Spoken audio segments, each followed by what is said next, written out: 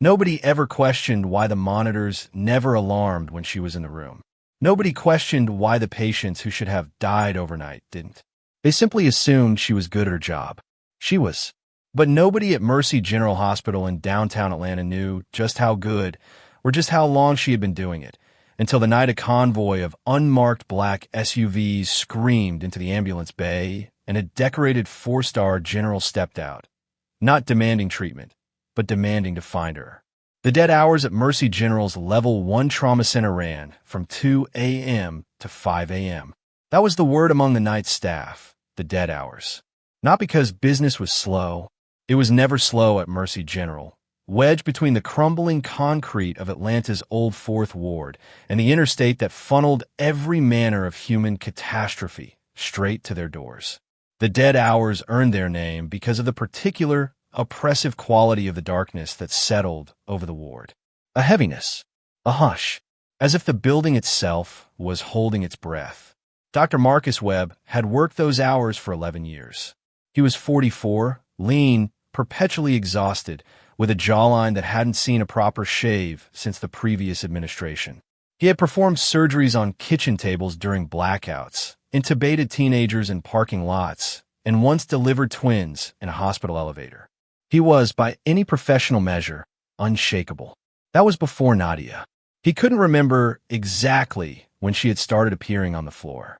That bothered him more than he ever admitted to anyone. In a high-volume trauma center, staff rotated with dizzying frequency. Agency nurses, float pool temps, per diem contractors. They came and went like weather systems, barely leaving names behind. Nadia had simply been there one night when he arrived for his shift, standing at the central nursing station with her hands clasped in front of her, her dark eyes scanning the board with quiet, absolute authority. Her name badge read, Nadia Osei, RN. The lanyard was a plain dark blue. Her scrubs were deep burgundy, not the standard issue teal or powder blue that every other nurse wore. And they were always, without exception, impossibly pristine. Not a wrinkle, not a stain. On a floor where arterial spray was a Tuesday evening inevitability, Nadia's scrubs remained immaculate. Every single night. She was tall for a woman, with close-cropped natural hair that she never covered, dark brown skin with an almost luminous quality under the fluorescent lights, and hands that moved over a patient with a deliberate, unhurried grace that Marcus had never seen in 20 years of emergency medicine. She was soft-spoken to an almost eerie degree. He had never once heard her raise her voice above a low, measured alto. Yet somehow, when Nadia spoke in a trauma bay, every person in that room heard her perfectly, and every person obeyed. "There's something different about that one," said Rosa Delgado, the night charge nurse, one rainy Thursday about 6 months after Nadia had first appeared. Rosa was the kind of woman who had earned her authority the hard way, through 1,000 brutal shifts and an equal number of difficult conversations. She didn't comment on staff without reason. Marcus looked up from the chart he was signing. Different how? Rosa set down her coffee cup slowly, choosing her words. "I tried to run her through the credentialing portal last week. Pulled up her agency file. Everything checks out, license, certifications, background clearance. All current." She paused. "But Marcus, I've been doing this for 19 years. I know what a new nurse looks like in a trauma bay. I know the tells, the hesitation, the way they defer to the attending even when they already know the answer." Rosa shook her head, her voice dropping. "Nadia has never once hesitated. Not for a single second.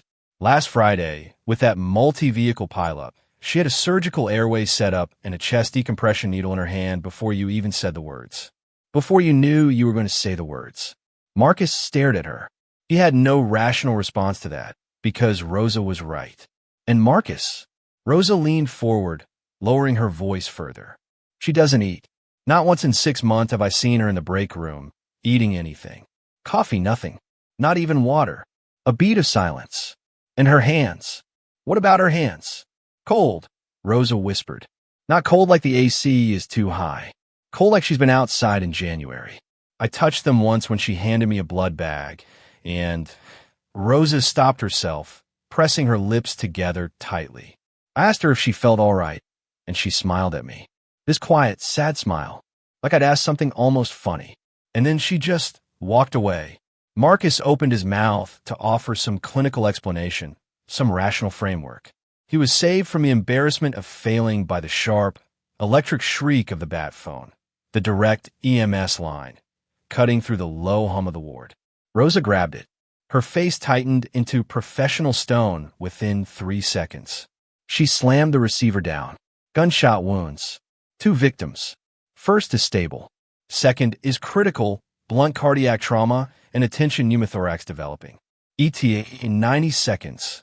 The familiar flood of adrenaline erased everything else. Trauma Bay 2. Get Evans and the surgical team paged. Move.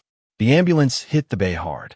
The paramedics were doing a running compression on the second victim, a young woman in her late 20s, her natural hair matted with blood, her lips already turning a terrifying shade of blue.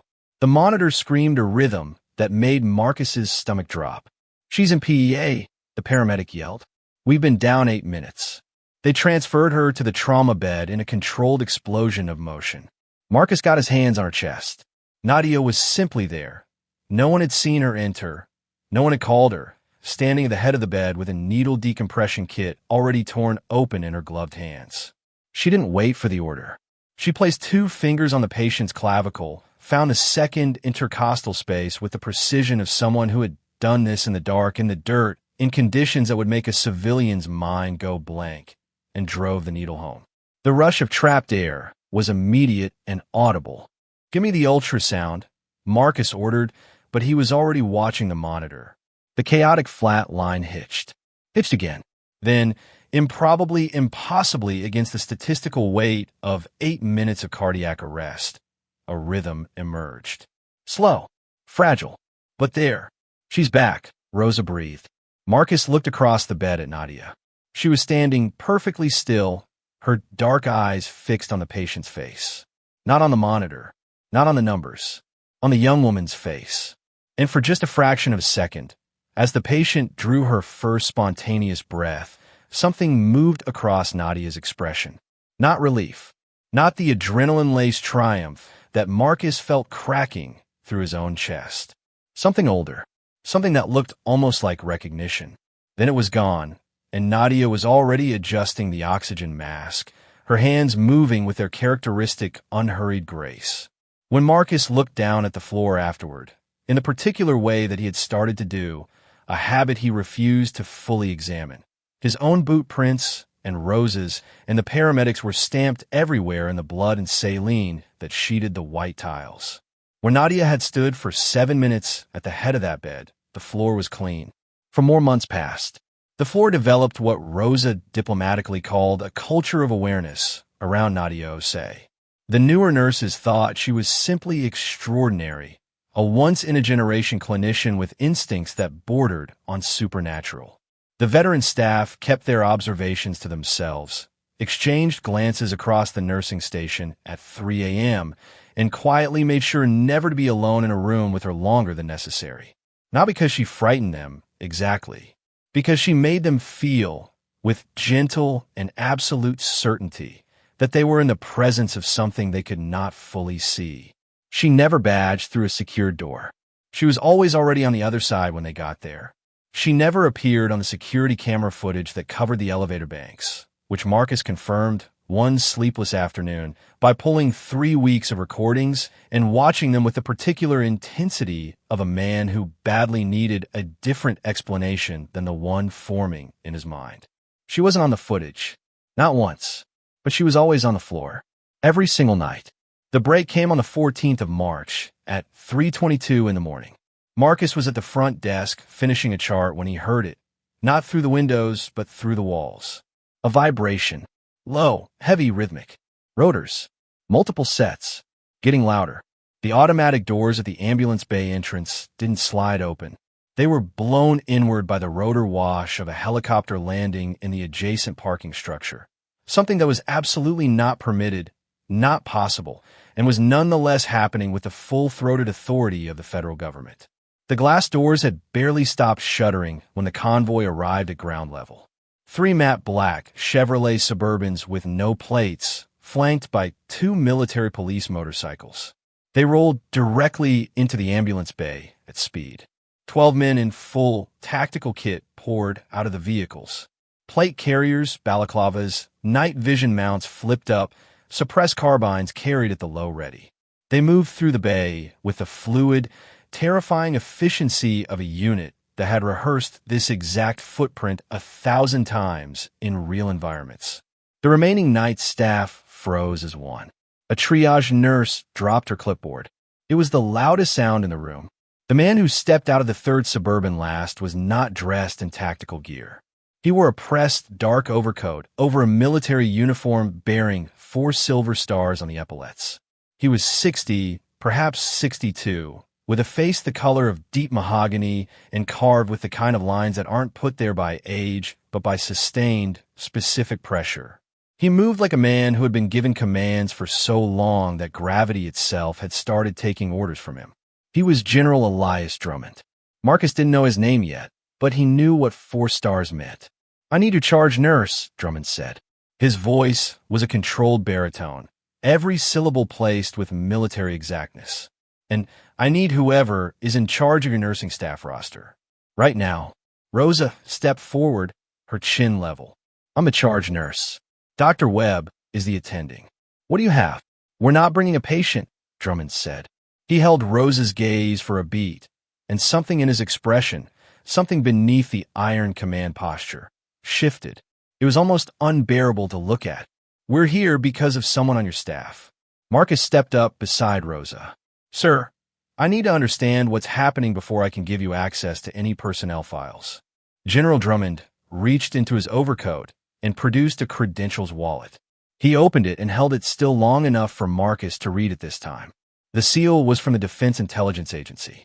The clearance level printed beneath the general's photograph was a string of letters and numbers that meant precisely nothing to Marcus, and, from the way his throat tightened, meant a great deal.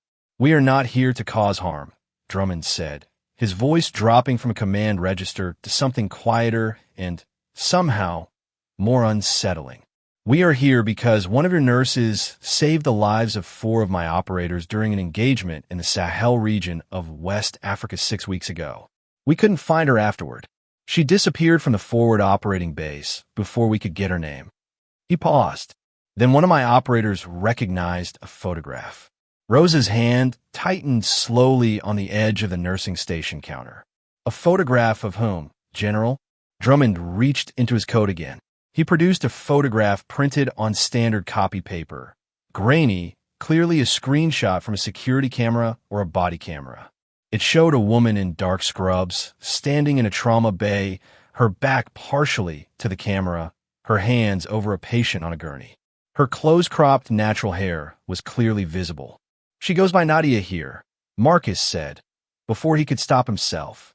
General Drummond's jaw tightened. He closed his eyes for exactly 2 seconds. When he opened them, there was a tremor in the iron. "What is her full name here?" "Nadia Osei," Rosa said carefully. "She's an agency nurse.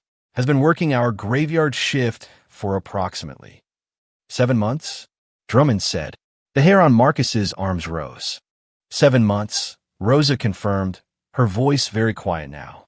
Drummond turned to the tall operator standing at his left shoulder, a man with sergeant major's rank on his collar, a face that looked like it had been rearranged once and healed crooked, and eyes that were scanning the hospital corridors with the unfocused, wide vigilance of someone with a serious and recent trauma response. 7 months, Drummond said to him, just barely audible. The sergeant major exhaled, a sound that was nearly a word. He pressed the back of his hand to his mouth.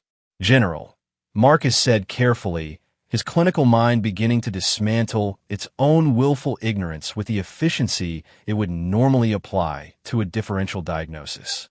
"I need to ask you something directly, and I need you to answer me directly." "Ask," Drummond said. "Is the person you're looking for alive?" The general looked at him for a long, heavy moment. Then he set the photograph down on the nursing station counter, face up, under the harsh fluorescent lights. "I need to show you something, and then I need you to answer that same question." He opened his military-grade, encrypted tablet. On it was a scanned document, an Army personnel file. At the top, in bold red letters, were two words that Marcus had never seen applied to someone he ate stale vending machine sandwiches in the same building with. Killed in action. The photograph in the file was a formal military portrait. A woman in a dress army uniform, her close-cropped, natural hair neat and sharp, her chin lifted, her dark eyes carrying, even in the formal rigidity of an official photograph, that same quality. That deep, settled calm. That sense of someone who had looked at the worst possible things and decided, simply, that they would not be turned away by them. Sergeant Major Nadia Osei, United States Army Special Operations Command. Forward Surgical Team, attached, 1st Special Forces Operational Detachment Delta. She wasn't just a combat medic, General Drummond said, his voice stripped now of everything except the truth.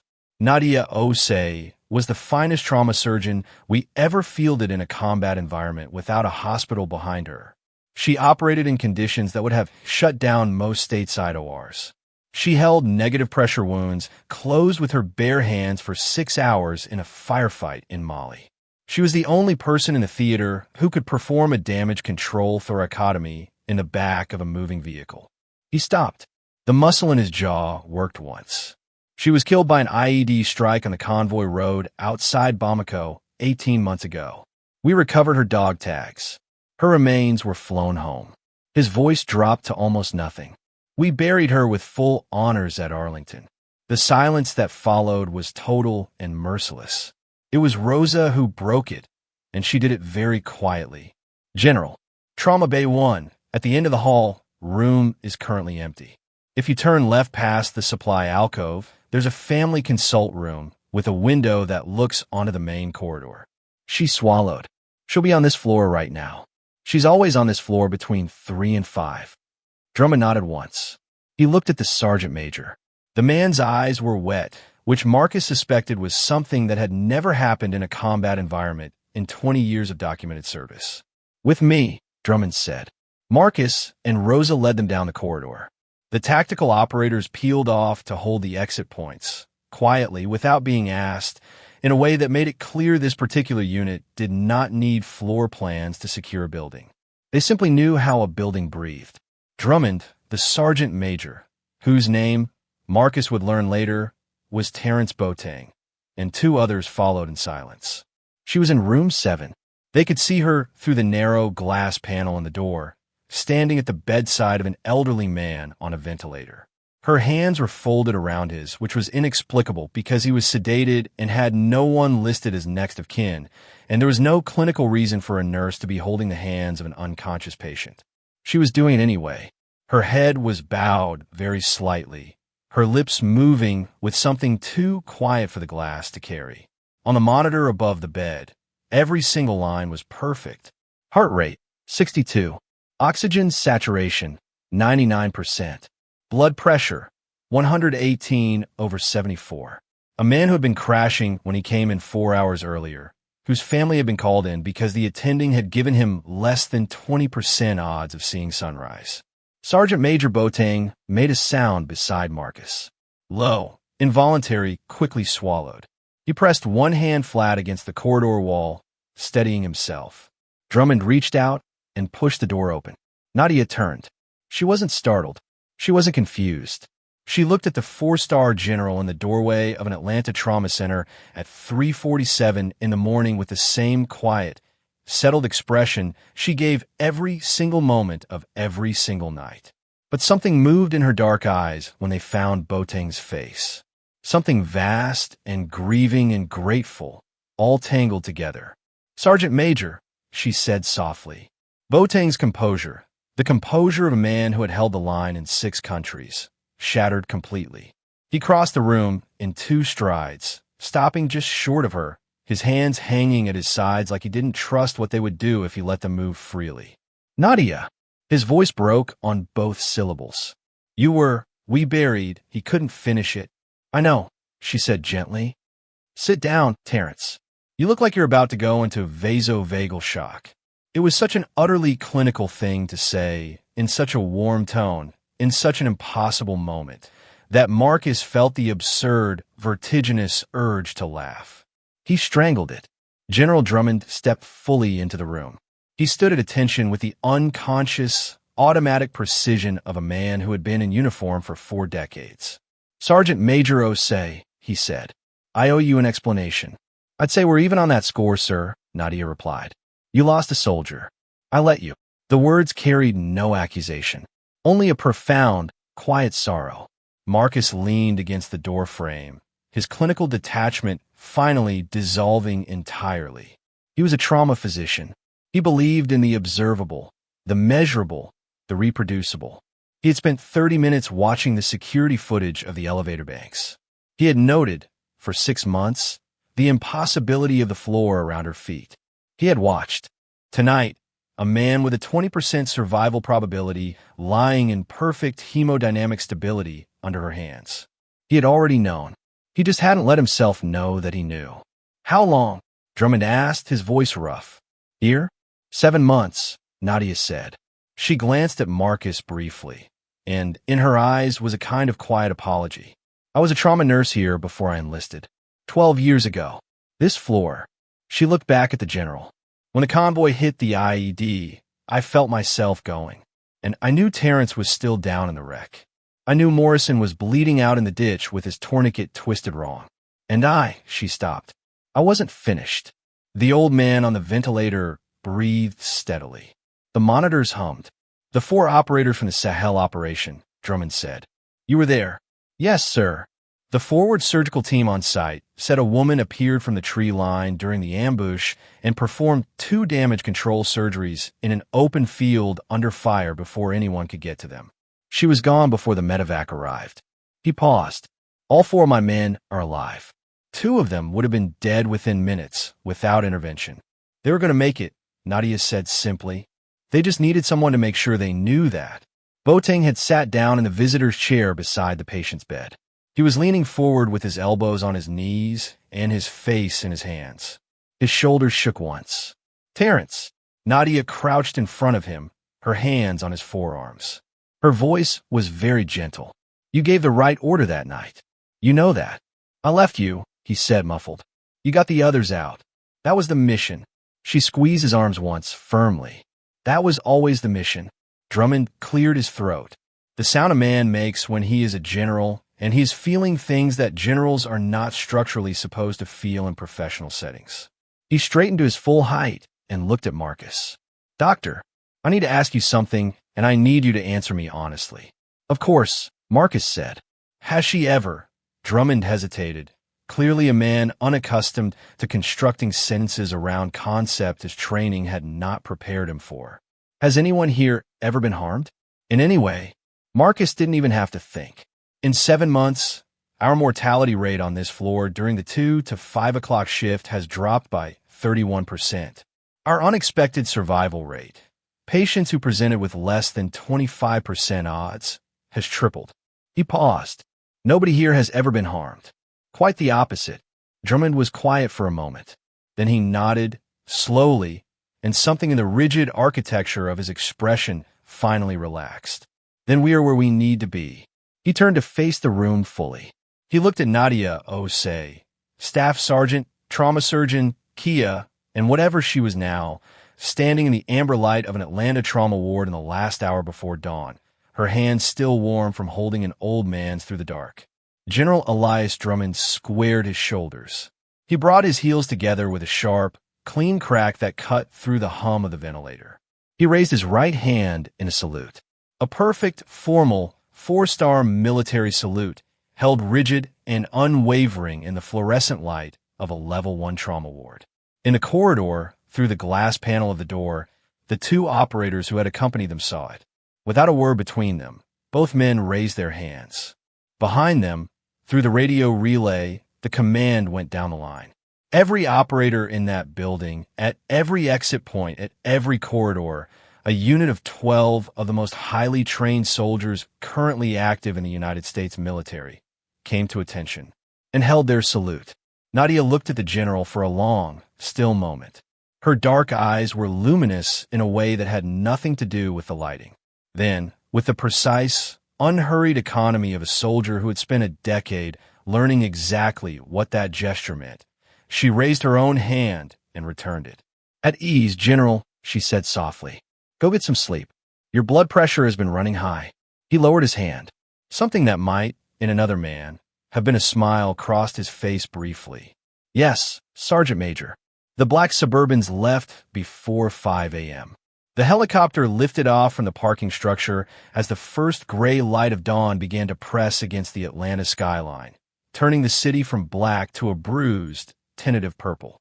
Marcus stood at the window of the break room, watching the aircraft lights blink away to the south. Rosa was beside him, her coffee untouched, going cold. She's still on the floor, Rosa said. I know. Room 14. Mr. Patterson, the one with the end-stage CHF who came in last week. The family stopped the code order 2 days ago. Rosa's voice was steady, but just barely. She's sitting with him. Marcus nodded. He didn't say anything for a while. Do you think she'll still be here tomorrow night? Rosa asked. He thought about the way Nadia had returned Drummond's salute. The quality of the smile she had given the sergeant major when he'd finally stopped shaking. The smile of someone crossing something off a list they'd carried for a very long time. I don't know, he said honestly. She wasn't. When the 6 a.m. shift came on and Rosa did her handoff walkthrough, room 14 was empty. Mr. Patterson was gone. Peacefully, the monitors showed his final rhythm a long, slow, orderly fade at 5:47 a.m., exactly 17 minutes after sunrise touched the window of his room. In a corridor outside his door, the linoleum was clean. No footprints where there should have been footprints. The air smelled faintly of something antiseptic and electric, like the air just after a storm breaks. In the nursing station computer, Nadia Osei's scheduling profile had disappeared entirely. Not deleted, simply gone, as if it had never been entered. Rosa ran the search 3 times.